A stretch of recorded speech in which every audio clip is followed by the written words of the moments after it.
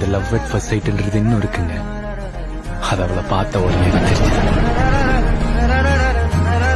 சும்மா நெத்தி பொட்டுல இருந்து கால் கட்ட விரல் வரைக்கும் ஆச்சு. லைக் hope you like தீமாக்கு ரிக்வெஸ்ட் அனுப்பு. நம்ம இப்போ எவல்யூஷன்ஷிப்ல இருக்கோம். இந்த situationship, textlationship, cuffing, delusionship, breadcrumbing, benching, நானோஷிப்பை விட ஒரு பியூரான ரிலேஷன்ஷிப் தான் எனக்கு வேணும். உனக்கு புரிஞ்சிடுச்சுல? இப்படிப்பட்ட ஒருத்தன் இந்த காலத்துல லவ்ல ஜெயிச்சிட முடியுமா? இவ்வளவு பண்ண தெரிஞ்ச அந்த பிரபஞ்சத்துக்கு அதையும் பண்ண தெரியும்.